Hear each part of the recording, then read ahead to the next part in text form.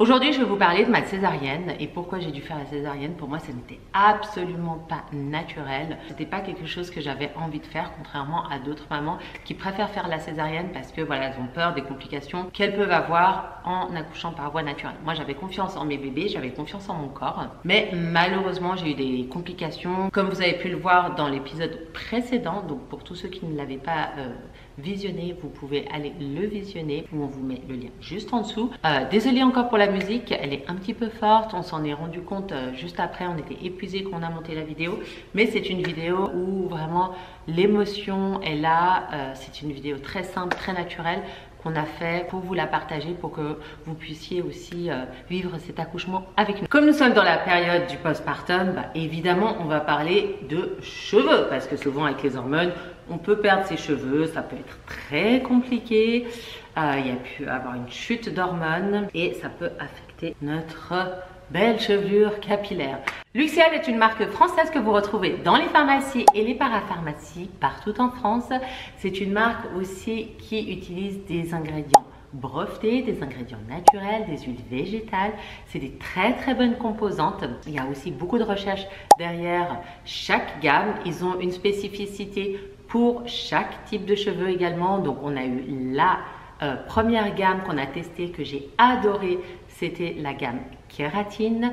Et là pour le postpartum, j'ai reçu la gamme croissance que j'ai testée ce soir, qui me donne un cheveu également extrêmement brillant et qui va me permettre de vaincre ce postpartum, de rester en forme et également de revitaliser mes cheveux et surtout de faire très attention à leur croissance. Donc j'ai reçu le set complet, très important de le faire ensemble. Luxéol a pensé à tout. Là vous avez les 3 produits à utiliser ensemble.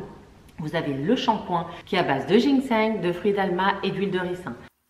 À utiliser 3 fois par semaine, faire mousser sur les racines, puis laisser poser quelques instants et on rince. Et ensuite vous avez le conditioner qui ne se rince pas, que vous appliquez sur les longueurs et sur les pointes 3 fois par semaine avec le shampoing qui est aussi avec les mêmes ingrédients et qui vous permet de gagner 6 cm. Et vous avez ensuite le sérum que vous pouvez appliquer quotidiennement pour venir renforcer le protocole. Donc vraiment ça c'est un protocole complet à faire chez soi. Vous pouvez le commander sur le site internet avec mon code promo ANEIA30, vous aurez une réduction de moins 30%. Et ensuite, je vais vous montrer les 2 derniers produits que j'ai reçus. Donc le produit anti-chute, donc que je vais faire aussi entre les 2 shampoings pour justement préserver mon cheveu, lui apporter les bons nutriments et pour qu'il soit résistant et qu'il résiste à ce postpartum. Et ensuite, ça c'est une petite pépite. C'est également la croissance pour les cils et les sourcils que j'ai trop hâte de tester, qui a l'air juste magnifique. Ça tombe à pic parce que ici aux États-Unis, c'est vraiment la mode d'avoir des longs cils et j'ai qu'une hâte, c'est d'avoir ces longs cils naturellement sans extension. Et pareil pour mes cheveux, comme vous voyez, j'ai tout récupéré sans extension, vraiment prenant soin de mes cheveux en utilisant les bons produits. C'est possible avec de la patience, de la rigueur et surtout l'envie d'y arriver. Ce que j'adore vraiment avec Luxéol, ils sont fabriqués en France. Vraiment, ils ont le combo gagnant. Alors, par rapport à la césarienne, les plus et les moins, je vous rassure, la césarienne ne fait absolument pas mal, elle fait pas peur. Donc en fait, quand je suis allée au bloc opératoire, par rapport à ma préclampsie, je n'avais pas le choix que de faire une césarienne, malgré que les bébés étaient en bonne position, c'est-à-dire tête en bas. Donc en fait, j'avais vraiment tous les points qui étaient checkés pour une grossesse naturelle favorable. Et pour moi, c'était mieux. Pourquoi? Parce qu'en fait, quand les bébés sortent par voie naturelle, il y a une sorte de... les bactéries en fait en bas, le processus aussi de la nature. En fait, la nature fait très bien les choses. Donc la manière d'accoucher naturellement, elle permet aux enfants, si tout se passe bien encore, parce qu'il y a des si dans la vie, si tout se passe bien, elle permet aux enfants quand même d'avoir un système immunitaire renforcé. Contrairement à la césarienne où aujourd'hui on doit donner des probiotiques dans les biberons des bébés une fois par jour pour justement renforcer leur système immunitaire. Et également les risques de la césarienne, c'est qu'il peut avoir un peu d'asthme parce qu'ils peuvent avoir encore des os dans les poumons. Voilà, donc ça c'est aussi les deux choses un petit peu à régler, mais en général la césarienne ça se passe très bien. Donc moi ça m'a fait très peur parce que j'ai été prise de court par ma préclampsie et donc en fait j'avais 1,8 de protéines dans mes urines et c'était très grave. C'est quelque chose qui peut être fatal pour la femme. D'ailleurs il y a une championne des Jeux Olympiques américaine qui est morte en 2023, elle avait 32 ans. Dites-vous qu'elle était en santé hein, parce que c'était quand même une championne médaillée d'or du 100 mètres et qui a gagné quand même les Jeux Olympiques 4 fois quand même, qui est morte chez elle à cause d'une préclampsie. Donc pour moi ça paraissait aberrant que le jour de mon accouchement on découvre que j'ai une préclampsie et que justement là les docteurs se sont inquiétés. Donc ça peut arriver également que la préclampsie se déclenche très vite, elle peut se déclencher en 2-3 jours je crois, mais on peut quand même la détecter en amont. Donc demandez bien à votre gynécologue de bien faire des prises de tests d'urine, pas seulement avec les petits sticks, parce que moi je les faisais quand même, ils n'ont pas décelé ma préclampsie parce que je n'avais pas forcément une tension très haute et ils estimaient que je n'étais pas forcément très enflée, alors que pour moi j'étais très enflée, que j'étais très fatiguée et que voilà, je pense qu'on aurait pu éviter ça. Donc demandez à votre gynécologue toujours de faire un test d'urine au laboratoire. Bref, donc par rapport à la césarienne, donc quand je suis allée au bloc opératoire, heureusement l'anesthésiste était super sympa et en fait ils m'ont injecté l'anesthésie donc comme une péridurale dans le dos et j'étais, si vous voulez, endormie des pieds jusqu'à la poitrine. Donc quand en fait vous ressentez des sensations, mais vous n'avez absolument pas mal. Je n'ai ressenti aucune douleur, à part des mouvements un petit peu dans mon ventre, comme si j'étais sur un bateau, que voilà, ça chavirait un petit peu, c'était très étrange, comme si ma table en fait d'opération, je chavirais sur la table. C'était très très bizarre en fait, je sentais que ça bougeait dans mon ventre, mais aucune douleur. Et ensuite voilà, vous avez les bébés sur vous, vous voyez rien, moi ça, c'est pas vraiment la césarienne qui m'a traumatisée, c'est plus le fait d'avoir cette préclampsie que j'ai découvert à la dernière minute, qui m'a vraiment fait peur et du coup j'ai dû prendre des décisions très vite et mon plan d'accouchement a été ruiné et du coup ça m'a stressée.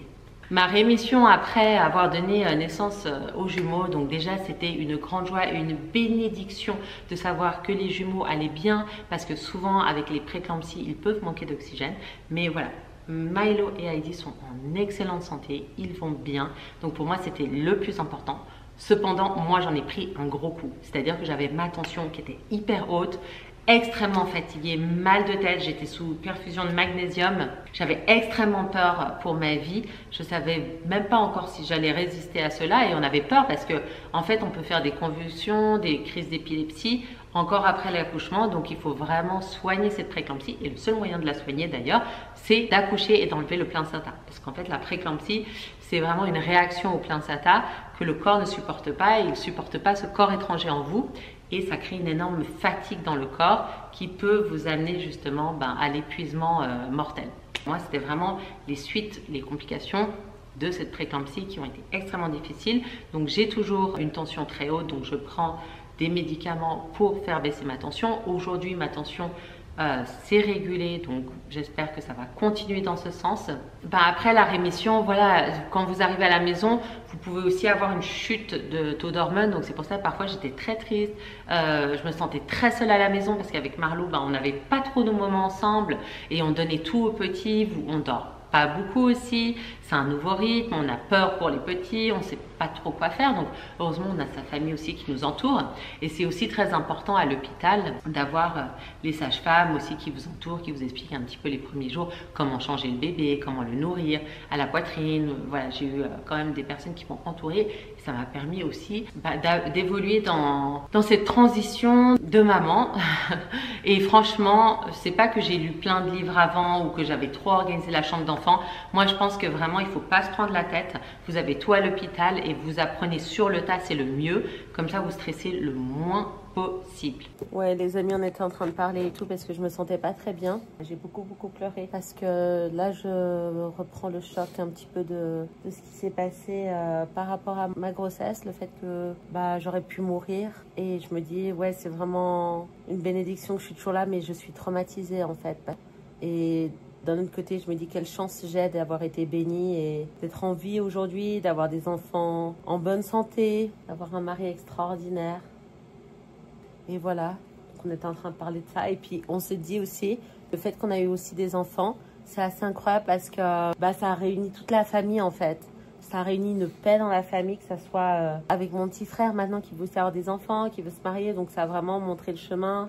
Avec ma maman aussi, les relations elles se sont un peu apaisées. C'était assez tendu depuis le mariage quand même, le déménagement à Genève. La famille avec Marlo aussi, tous ses frères et sœurs, on est tous réunis. Et vraiment ça a amené énormément d'amour. Et c'est vraiment, je disais à ma famille, mais c'est deux anges tellement purs. Quand on regarde leurs yeux, on dirait vraiment c'est pas des êtres humains, on voit encore qu'ils sont au paradis à moitié. Et on ressent leur énergie tellement pure et c'est tellement beau à ressentir. C'est une expérience incroyable. On était en train de parler de ça un petit peu avec Marlo. Voilà. Et on voulait partager ça avec vous ce soir. Daddy, Daddy, he's working with the baby. In Saint-Marc Hospital. Le ventre il s'est un peu resserré, mais j'ai encore un petit peu de ventre. Mais ça va, je marche pour reprendre des forces et regardez mon visage, j'ai plus de couleurs. Tout va beaucoup mieux. Donc je suis contente. Finalement cette césarienne, cette opération finit bien sur une bonne note. Les enfants sont en sécurité, en bonne santé. Et la maman et le papa aussi. Voilà, on vous fait des gros bisous. Merci de nous suivre et n'hésitez pas à vous abonner et nous laisser vos commentaires, les petites canailles. Moi, j'allaite mes enfants. C'est un choix personnel, j'ai envie de les allaiter. Pourquoi? Parce que dans le collosome, donc c'est le premier liquide en fait qui sort de la poitrine, qui est très jaune. On l'appelle le lait doré. Golden Milk aux États-Unis. Donc ce lait doré qui est très jaune, il a tous les nutriments nécessaires pour le bon développement du cerveau de vos enfants. Donc c'est très important, si vous pouvez allaiter au plus vite, vous allaitez au plus vite et vous donnez ce collosome précieux à vos bébés.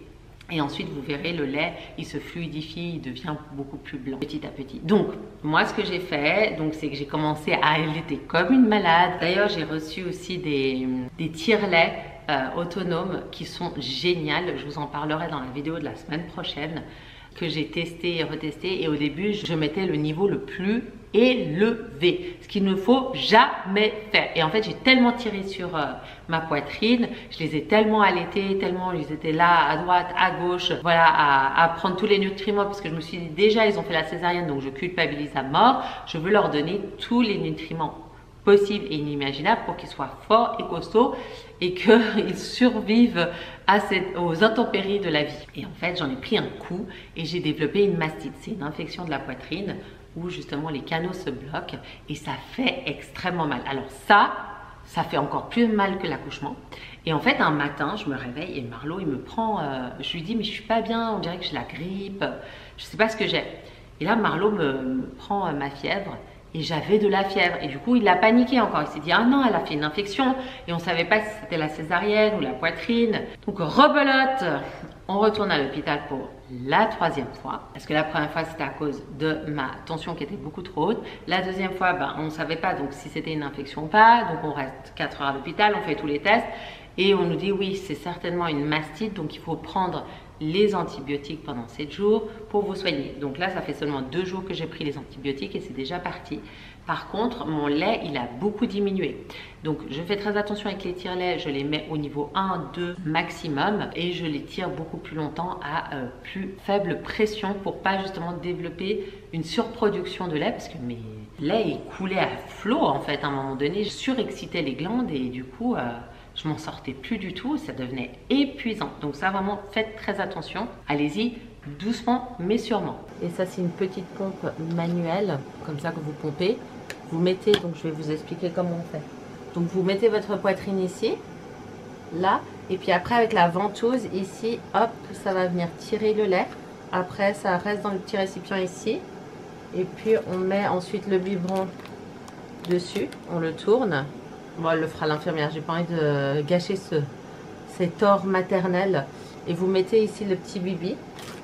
comme ceci. Et ça, c'est vraiment très très important dans les premiers jours de donner le lait maternel. Ça vaut vraiment, comme ils disent, de l'or. C'est extrêmement bon pour leur cerveau et leur croissance.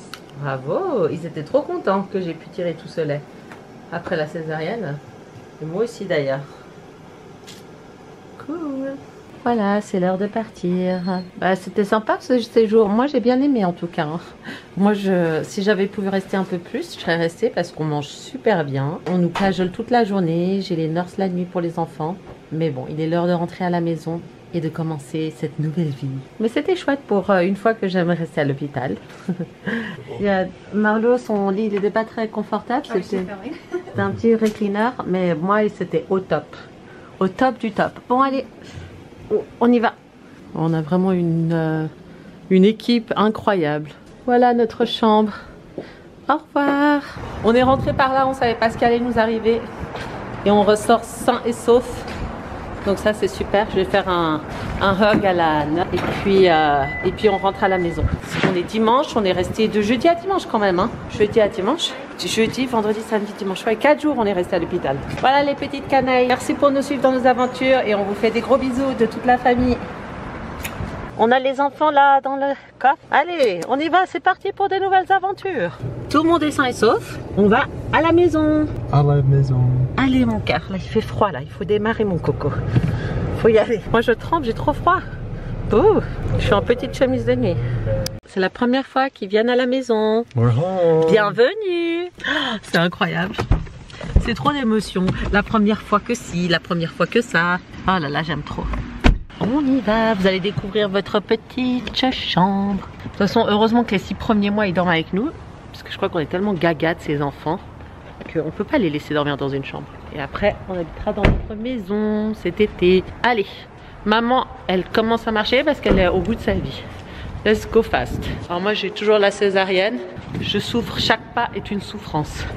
Chaque pas est un combat. Oh, j'ai hâte, qu'une hâte, c'est de me mettre au lit.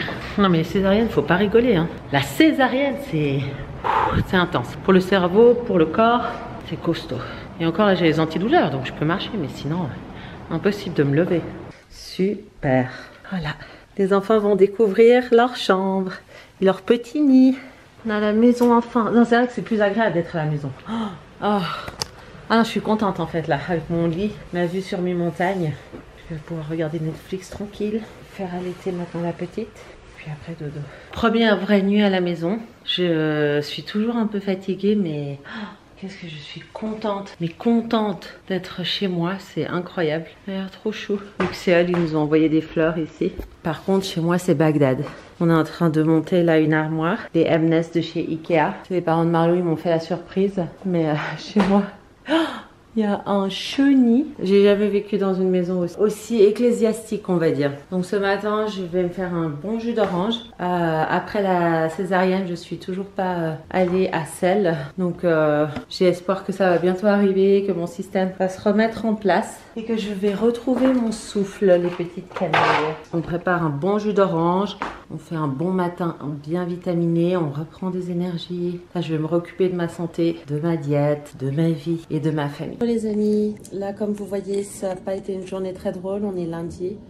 Et je suis retournée à l'hôpital d'urgence parce que ce matin, ma tension est remontée très très fort. J'ai très peu dormi, j'étais très fatiguée. Et je sais pas, j'ai commencé à stresser. J'ai eu le stress de l'opération qui montait.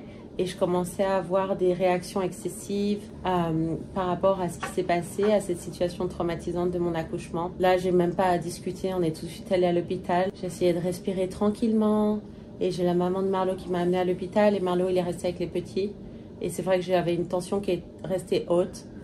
Et en fait, c'est les effets de l'après-grossesse, de l'après-clamsie qui sont restés encore dans mon corps. Et mon corps essaie de récupérer. Et donc, on a dû faire tous les tests pour voir si mon foie, si mes organes étaient en bonne santé, s'ils étaient affectés par justement le taux élevé de protéines dans mon corps. Et c'était vraiment pas drôle, j'arrêtais pas de pleurer. Je croyais vraiment que ce matin, j'allais pas réussir à continuer. Je respirais tranquillement. J'essayais vraiment de m'enlever tout le stress possible. C'était vraiment terrifiant à vivre, cette expérience. Parfois, on n'a pas le contrôle sur les choses, Je suis quelqu'un qui veut tout contrôler. Depuis que je suis petite, je contrôle tout. Je contrôle ma santé en mangeant bien, en faisant du sport. Mais que parfois, il y a des mésaventures qui arrivent et il faut réussir à les digérer, les accepter. Et ça, c'est le plus dur pour moi. Donc, je dois vraiment faire un travail là-dessus et me laisser faire entourer. Je dois donner ma confiance au personnel médical, ce qui est extrêmement dur pour moi. Donc, tout ça, voilà, c'est un petit peu ce que je suis en train de vivre. Et on verra ce qui se passe. J'espère juste que voilà, je serai en meilleure santé. Surtout, le plus important, c'est que ma tension, elle baisse et que mon corps y récupère. Attendez. And you? Me? J'arrive pas à marcher, les amis, c'est très difficile. Je fais des tout petits pas. Ça me déprime. Vraiment difficile. Je vis une expérience très compliquée. Ouais, je pleure parce que c'est super difficile. J'ai pas envie qu'on me stresse. Faut que je sois relax. Mais de me voir dans cet état, je n'aurais jamais cru. Moi qui étais toujours la première de la classe sportive. Faut que je me calme avec moi-même. Mais j'avance. Petit à petit, sûrement. Voilà, je vous montre vraiment la réalité là de la vie brute. Hein. Avec mon petit aîné sur les cheveux. Voilà, quand la santé lâche, c'est le monde qui s'écroule. Allez, je vous laisse les canailles. Voilà, on est arrivé à la maison avec Marlo. J'ai fait une marche que normalement je fais en 30 secondes. J'ai dû la faire en un quart d'heure. Vraiment, cette situation est très compliquée. D'accepter mon état, d'accepter que je suis malade, que mon corps me lâche. C'est hyper éprouvant. C'est dramatique limite. J'ai l'impression que je suis plus maître de moi-même, que je n'arrive plus à faire les choses comme avant. Et je me bats chaque jour comme si j'avais je sais pas quoi. C'était très très frustrant de me voir marcher comme ça. Très difficile à accepter.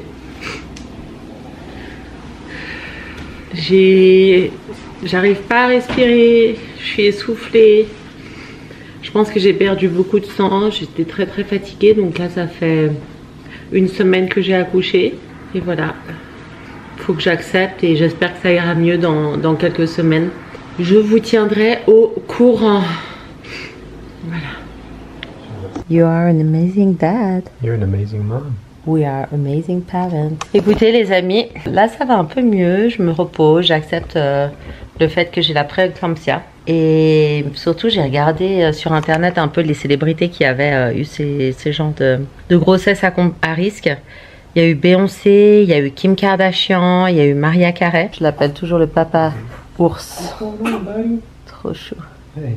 Moi je sais que mon mari c'est tellement un homme de Dieu, tellement un servant de Dieu. Il fait tout pour être serviteur du Christ sur terre. Donc chaque fois qu'il dit quelque chose, en général, moi je suis têtue. Donc parfois j'ai pas trop... Je me dis, oh il exagère et tout. Mais il a toujours raison.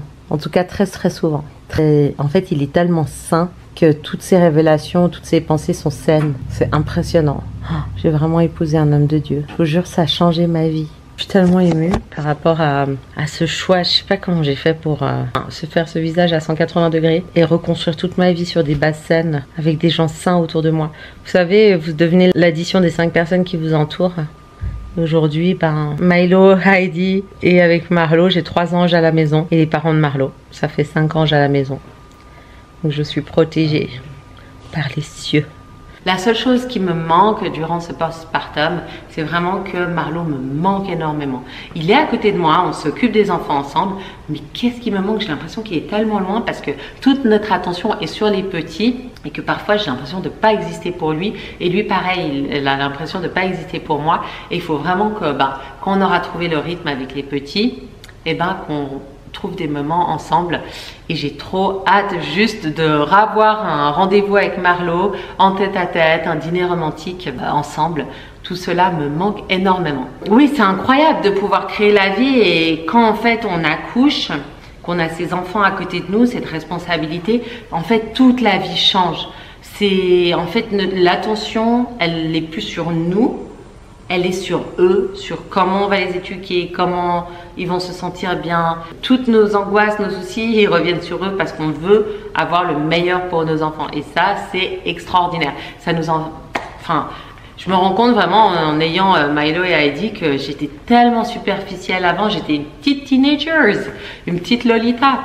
Et c'est ça qui est extraordinaire, c'est que j'ai vécu ce temps qui était magnifique, où je me suis amusée. Et maintenant, ben, place à la maman, qui est une autre période extraordinaire qui me remplit de joie. Et dans la vie, justement, il y a des étapes. Et je pense qu'il faut profiter de chaque étape. Et c'est pareil pour l'accouchement, la grossesse et le postpartum. Il faut profiter de chaque étape. Chaque étape est importante, chaque étape est précieuse. Il y a des hauts et des bas aussi dans les 3 étapes, mais qui vont nous permettre de grandir, d'évoluer, de devenir des meilleures personnes. Voilà, il n'y a pas de parfait dans la vie, je me suis rendu compte. Il n'y a pas de moment de bonheur qui reste tout le temps extrême bonheur, où on est tout le temps joyeux, mais on peut ressentir une certaine sérénité dans le cœur que je ressens constamment dans mon foyer, dans ma famille, qui me permettent de surmonter les moments difficiles, de les digérer, et ensuite d'évoluer avec ces moments-là. Mais tout passe. Voilà, c'est ça qui est extraordinaire, c'est que vraiment, je me rends compte que parfois je suis pas bien, je pleure, j'ai honte de pleurer des fois à la maison parce que je me dis, ouais, je pleure tellement que Marlo, il va avoir peur, il va croire qu'il habite avec une dépressive, mais heureusement, il est très très compréhensible. Et je me rends compte que ça passe parce que ce matin, j'étais en train de pleurer et vous voyez, là, ce soir, je suis en train de vous parler et je suis beaucoup mieux. Donc ça c'est chouette aussi dans la vie, c'est vraiment les montagnes russes, et dans les moments difficiles, il faut juste être entouré des bonnes personnes, comprendre ses émotions, les accepter, les digérer et évoluer. Attendez, regardez. Ah, c'est trop. Oh, c'est trop. Ouais, n'ayez pas peur les amis, tout va bien. Bon, écoutez, comment vous dire que c'est une expérience extrêmement intéressante. Donc là, j'ai pompé ma poitrine. J'ai du lait partout, évidemment. J'ai très mal encore. J'ai des courbatures carrément. J'ai des courbatures à la poitrine. J'espère que ça va passer. Je vais me renseigner ou prendre une expert en lactation parce que je peux pas continuer comme ça. Là, je vais tourner. J'arrive plus. J'ai plus de force. Je trouve que c'est plus difficile. Alors on me disait oui, les jumeaux ça va être compliqué. Mais ça n'a rien à voir avec ça. Moi c'était la grossesse, l'accouchement et l'allaitement. C'est moi, mon pire ennemi. C'est pas du tout ma famille ou les jumeaux. Donc voilà un petit peu pour mes retours de ce matin. J'espère que ça ira mieux dans quelques jours. Je vais essayer vraiment de me renseigner comment je peux faire pour pas avoir autant mal. Voilà, pour l'instant ça m'a bien soulagé quand même. Ces tire-laits qui sont très pratiques d'ailleurs. Et sans eux je sais pas comment je ferais. Voilà. We can help you get dressed. Voilà, on est dimanche, 1h27. On retourne à l'hôpital aux urgences car j'ai beaucoup de fièvre. C'est monté à 102,5 Fahrenheit. Donc j'espère que tout va bien, que c'est qu'une petite grippe et pas une infection. On vous tient au courant les canailles, priez pour moi. Ça a été vraiment un accouchement extrêmement costaud. Et dans la vie, il faut positiver. Et je suis en de bonnes mains et je pense que j'ai encore beaucoup de choses à faire ici. Là, rien que de voir les montagnes, les maisons, ça me fait du bien. Tout va bien, je suis un warrior. Donc là, on va faire des tests pour voir si j'ai une infection. Qui vivra verra. Il faut rester calme dans ce genre de situation. De toute façon, je suis à l'hôpital, donc ça va. On est allé chercher là, les antibiotiques. Cool. Ok, on va à la maison. Moi, j'ai pas arrêté de pleurer en regardant la vidéo de maman avant l'heure. Je me suis dit, mais merci Seigneur. Genre, il m'a laissé vivre. Je me sens tellement bénie. Et puis surtout d'avoir Marlo dans ma vie. Il est génial ce mec. Génial. C'est le plus beau choix, le meilleur choix que j'ai fait de toute ma vie. Canaille. Je t'aime. Allez, on va à la maison. C'est parti. Après la grossesse aussi, qui fait partie du postpartum et qui est merveilleux, c'est que j'avais fait beaucoup d'erreurs avant dans ma jeunesse. J'avais des histoires qui me restaient dans la tête, des regrets. Et tout ça, ça a lâché prise. Et c'est ce qu'on dit en fait, c'est que quand on est enceinte et qu'on accouche des enfants, et ben c'est comme si on était lavé en tant que femme. D'avoir des enfants, ça lave une femme. Et vraiment, je peux le vivre. Je ressens un tel amour envers mes enfants, envers mon mari, envers ma famille que j'ai créée, que toutes mes erreurs du passé, ou tout ce que je me disais, mais je regrette, mais pourquoi j'ai fait ça, bah, tout s'est effacé parce que j'ai l'impression qu'une nouvelle page s'est tournée aujourd'hui. Ce qui est incroyable aussi dans cette vidéo et qui me fait chaud au cœur, c'est que vous fêtez avec nous les 1 an de mariage avec Marlo. Et oui, ça fait 1 an qu'on est mariés aujourd'hui et en 1 an, oui, c'est le mariage, ça fait 1 an de mariage avec Marlo et en 1 an de mariage, on a fait 2 jumeaux. On a déménagé, on a beaucoup voyagé, on a voyagé en Europe, à Hawaï, on a créé la chaîne YouTube, on a créé notre compte TikTok, on a fait énormément de choses. Et en fait, c'est ça que je voulais vous dire, c'est que quand c'est la bonne personne, on n'a pas besoin d'attendre, que voilà, on réfléchit pas, on y va parce qu'on sent que tout est fluide en fait, que tout coule de source. Et du coup, en fait, tous les projets s'accumulent et on n'arrête pas d'évoluer et ça, c'est juste extraordinaire. Et je me dis, mais waouh, maintenant ça fait 1 an qu'on est ensemble avec Marlo et durant cette année, j'ai que des bons souvenirs avec Marlo. Même si on a vécu des périodes difficiles, en fait, on est tellement soudés, on est tellement un couple sain. J'ai tellement trouvé mon âme sœur que, en fait, jamais j'ai de regrets et je me dis ah non, c'est pas la bonne personne, genre il me rabaisse, je me sens mal. Non, en fait, genre chaque jour qui avance, on s'améliore l'un et l'autre, on se motive l'un et l'autre. Alors oui, parfois on n'est pas d'accord sur certains sujets, parfois on se motive, parfois on doit discuter, on doit communiquer pour mieux se comprendre. Mais je sais que par exemple, aujourd'hui, notre mariage avec Marlo, il est juste à côté de moi d'ailleurs, et se solidifie. Et chaque jour, je l'aime de plus en plus et je me dis mais comment ça se fait que je l'aime comme ça encore plus et encore plus tous les jours. Et c'est juste magnifique et c'est un peu les petits plaisirs de la vie que je n'avais pas avant. Je dis ah Marlo, mais ouais, mais en fait quand tu es seule, tu as peur peut-être d'avoir une famille, tu as peur d'aimer, tu as peur de te donner, tu as peur d'être vulnérable, mais c'est tellement beau d'être vulnérable, c'est tellement beau de se donner, c'est tellement beau de créer une famille, on ressent tellement de joie. Et c'est vrai en fait, maintenant je fais partie du clan des mamans et non, les gens ne sont pas fous en fait. Parce qu'avant on se dit mais les gens ils sont fous quand même d'avoir des enfants, de faire tout ça, comment ils ont fait? Moi j'y arriverai jamais. Et du coup, quand on passe le cap avec la bonne personne et que ça se passe aussi bien, eh ben, je peux vous garantir que c'est une joie éternelle. Merci d'avoir regardé cette vidéo postpartum. J'espère que ça vous aura plu. N'hésitez pas à nous mettre en commentaire ce que vous en avez pensé. Et on vous fait des gros bisous les petites canailles. Mouah, à dimanche prochain.